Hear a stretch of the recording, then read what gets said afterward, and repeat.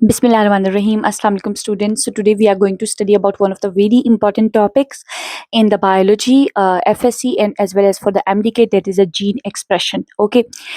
Students, gene expression का मतलब क्या होता है कि डीएनए या जो न्यूक्लियोटाइड्स हैं, जो जीन्स हमारे पास होते हैं, जो ऑफ कोर्स नाइट्रोजनस बेसेस और न्यूक्लियोटाइड से मिलके बना हुआ होता है, वो जीन खुद को किस तरह से एक्सप्रेस करता है in the form of protein, और इस पूरे प्रोसेस को कहते हैं जीन एक्सप्रेशन। अब जो जीन एक्सप्रेशन है वो हमारे पास दो पॉइंट्स पे मिला हुआ है, मतलब इसके अंदर दो पार्ट्स इसके होते हैं। पहले पार्ट को हम कहते हैं ट्रांसक्रिप्शन और दूसरे पार्ट को हम कहते हैं translation. So let's study transcription, what basically the transcription is, and then we're going to come towards the translation later. Transcription, as you can see on the white board, जैसे कि मैंने लिखा है कि डीएनए क्या बना रहा है, मेक्स आरएनए, यानी डीएनए जो डबल स्ट्रैंडेड डीएनए मॉलिक्यूल है वो क्या बना रहा है, एक सिंगल स्ट्रैंडेड आरएनए का मॉलिक्यूल बना रहा है। और वो भी कौन सा आरएनए बना रहा है, मैसेंजर आरएनए बना रहा है। Messenger RNA is also a form of ribosomal RNA, RNA की एक फॉर्म है, सॉरी न्यूक्लिक एसिड की एक फॉर्म है। Okay, it's a type of the RNA. तो ये किस फेज में कहाँ पे हो रहा है, it basically appears in the G naught phase, G1 phase and G2 phase of the cell cycle. So इंशाल्लाह मैं जब वीडियोस अपलोड करूंगी सेल साइकिल की, तो यू गोना अंडरस्टैंड कि जी नोट, G1, G2 फेज हमारे पास क्या हमारे पास होते हैं। तो ये जो ट्रांसक्रिप्शन होती है ये इन फेज के अंदर हमारे पास होता है। और इसके बाद जो मोस्ट इंपॉर्टेंट चीज है, that is the major enzyme. जो मेजर एंजाइम जो आपके पास इस पूरे ट्रांसक्रिप्शन के प्रोसेस के अंदर अकेला एंजाइम जो कि इस पूरे प्रोसेस को कंट्रोल करता है, उसका नाम है RNA polymerase. Right, RNA polymerase is the most important enzyme which play a vital role in the process of the transcription. All right. Now we'll come towards the first step of the transcription, that is the initiation. Initiation का मतलब है कि transcription के process को initiate करना। अच्छा, सबसे पहले अगर आप यहाँ मुझे यहाँ देख रहे होंगे व्हाइट बोर्ड के ऊपर, तो मैंने यहाँ पे एक स्ट्रैंड बनाया है डीएनए का। ठीक है, नॉर्मली चलो इसको मैं डबल स्ट्रैंडेड डीएनए की फॉर्म में कर देती हूँ। Right, okay, for example like this. Okay, हमारे पास होता क्या है, this is basically double stranded, लेकिन ये मैंने इसको ऐसे इसलिए बनाया ताकि आप जो है इसको अंडरस्टैंड कर सके।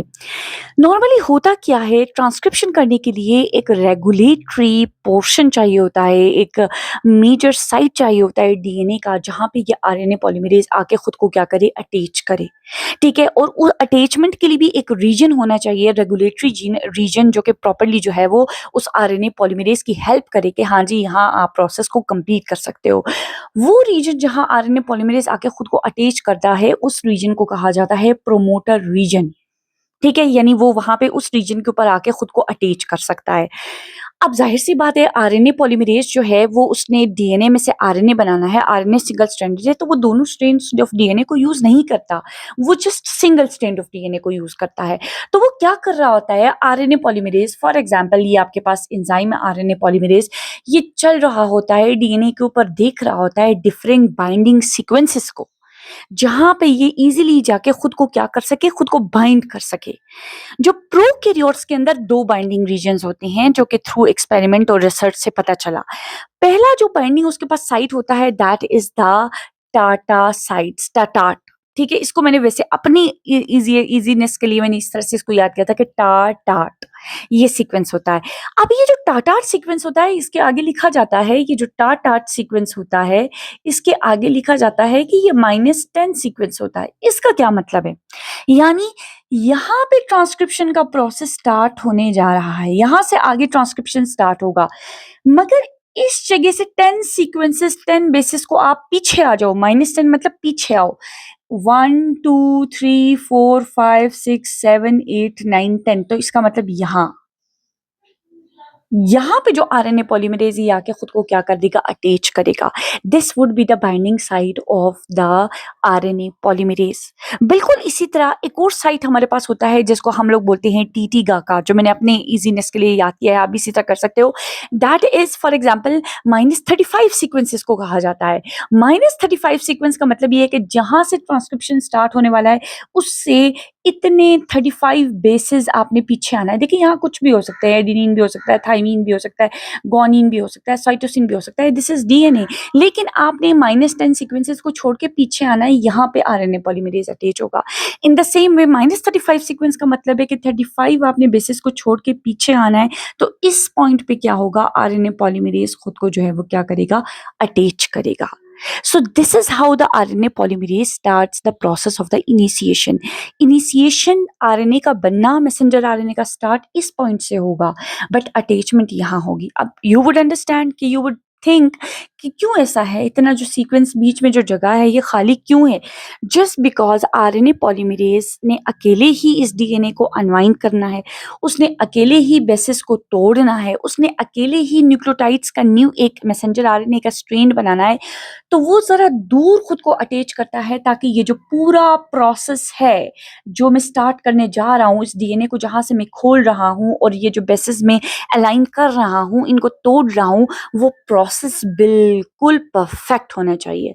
देखिए जैसे डीएनए के अंदर हमने देखा कि हेलिकेज आ रहा है, गाइडेज आ रहा है, डीएनए पॉलीमरेज की भी 2-3 टाइप्स आ रही हैं, वो सारी उसकी हेल्प कर रही हैं, बट यहाँ पे आरएनए पॉलीमरेज अकेला है, सो उसको अकेले ये सारा काम करना है। सो ये चाह रहा है कि मैं डिस्टेंस पे रहूं और उसके बाद मैं इस पूरे सीक्वेंस को अपने ऑब्जर्वेशन करूं एंड देन प्रॉपरली इसको अनवाइंड करूं एंड इजीली मैं प्रोसेस को स्टार्ट करूं, ताकि कोई भी मिस्टेक या कोई भी जो है वो कहीं पे भी कोई भी पॉइंट जो है वो मिस ना हो।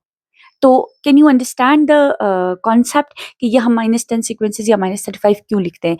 इन द सेम वे जो यूकेरियोट्स होते हैं उनके अंदर टाटा बॉक्स मौजूद होता है, यानी -25 सीक्वेंस पे हर जगह टी ए के बॉक्सेस हमारे पास होंगे, तो जिससे हमें पता चलेगा, ठीक है, कि यहाँ पे जो है, एक्सक्यूज मी, जो प्रोसेस है ट्रांसक्रिप्शन का वो स्टार्ट हो रहा है। और इसी तरह कैट बॉक्सेस भी पाए जाते हैं, सी ए ए टी डीएनए के अंदर रेगुलेटरी रीजन्स नज़र आते हैं -70 सीक्वेंस पे, यानी 70 सीक्वेंस के बाद वहाँ पे ट्रांसक्रिप्शन स्टार्ट होगा। तो ये इस तरह के पॉइंट्स हमें नज़र आते हैं, जिससे हमें पता चलता है कि ओके, सो यहाँ से जो है इनिशिएशन का जो प्रोसेस है वो स्टार्ट हो रहा है।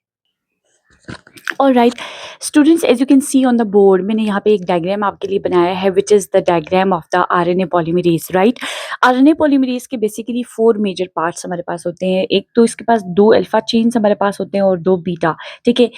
अल्फा जो है वो ये है, ये बीटा, और ये बीटा जो है वो हमारे पास नॉट, मतलब बीटा डैश हम इसको कह सकते हैं, बीटा और बीटा डैश, अल्फा और अल्फा, ठीक है। और इसके साथ एक और यहाँ पे आपको नजर आ रहा होगा, that is called as sigma. अच्छा, अब ये जो पूरा पार्ट है, जो अल्फा और जो 2 बीटा जो हमारे पास होते हैं, ये हमारे पास कहलाते हैं कोर एंजाइम, ठीक है। सिग्मा के बगैर जो ये 2 अल्फा और 2 बीटा है, ये हमारे पास कहलाते हैं कोर एंजाइम, क्योंकि मेजर वर्किंग एंजाइम ये हमारे पास होता है, ठीक है। और आपको पता है all enzymes are protein in nature. जो सिग्मा फैक्टर होता है, ये जो यहाँ पे हमारे पास ये जो फैक्टर है, ये सिग्मा फैक्टर हमारे पास ये नॉन प्रोटीन पार्ट है। आपको पता है नॉन प्रोटीन पार्ट एंजाइम में आपने पढ़ा, इसको हम को फैक्टर कहते हैं, ठीक है। ये नॉन प्रोटीन पार्ट है, वैसे इसकी नीड नहीं होती। इसकी नीड कब होती है? जस्ट फॉर द अटैचमेंट और binding of the RNA polymerase to the double stranded DNA molecule, जहां पे भी उसका रेगुलेटरी या प्रोमोटर रीजन होगा। अटैचमेंट के लिए सिग्मा फैक्टर की जरूरत होती है। जो ही आरएनए पॉलीमरेज आके यहाँ पे खुद को क्या कर देता है, फॉर एग्जाम्पल अटैच कर देता है, तो अटैचमेंट के बाद ही क्या हो जाता है, जो सिग्मा फैक्टर है वो रिलीज होकर निकल जाता है और कोर एंजाइम जो है वो बाकी अपना काम क्या करता है, स्टार्ट करता है।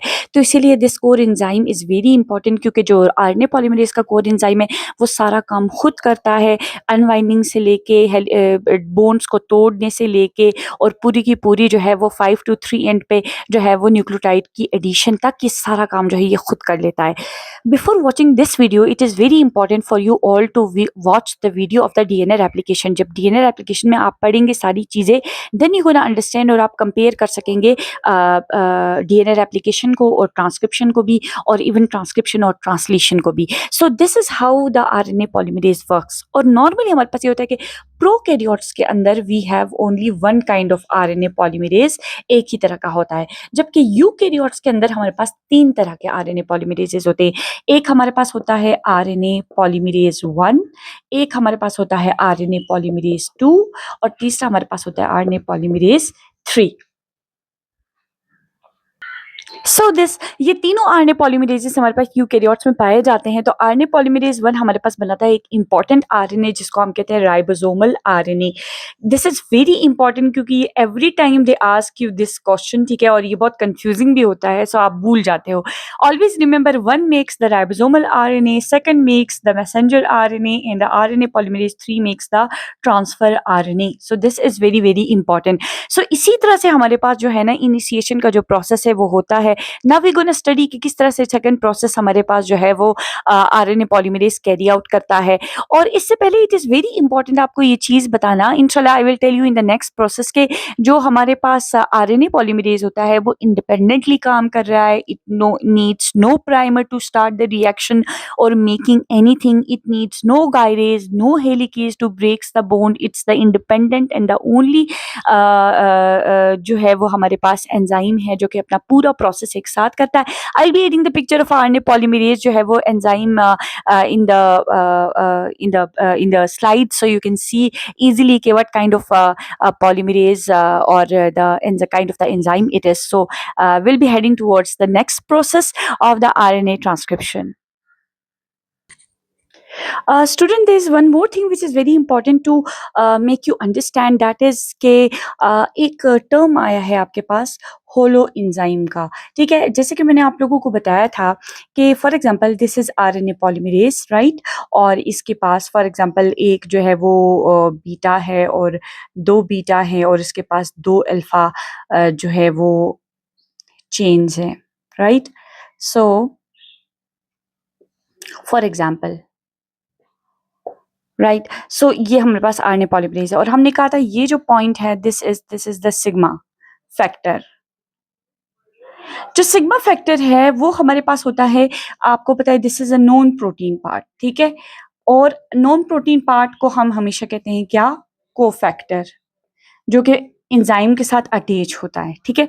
ये जो एंजाइम है ये पूरा ये कहलाता है कोर एंजाइम, ठीक है? जब भी हमारे पास कोई कोर एंजाइम के साथ जब कोफैक्टर अटैच हो जाता है, ठीक है, एंजाइम के साथ, तो उसको हम बोलते हैं होलो एंजाइम, ठीक है? और जब भी जो हमारे पास कोफैक्टर वो रिलीज हो जाता है, हट जाता है, तो हम उस एंजाइम को बोलते हैं एपो एंजाइम।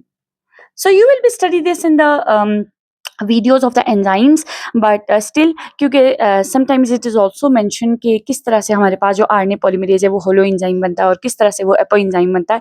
अगर ये कोर एंजाइम के साथ सिग्मा फैक्टर मिल जाए तो ये होलो एंजाइम कहलाएगा पूरा का पूरा, लेकिन जब इसमें से सिग्मा फैक्टर जो है वो रिलीज हो जाएगा तो ये क्या कहलाएगा? ये कोर एंजाइम सिर्फ जब रह जाएगा तो वो एपो एंजाइम कहलाएगा। So this difference is also very important, so it might come in exam, that's why I try to make you understand it here.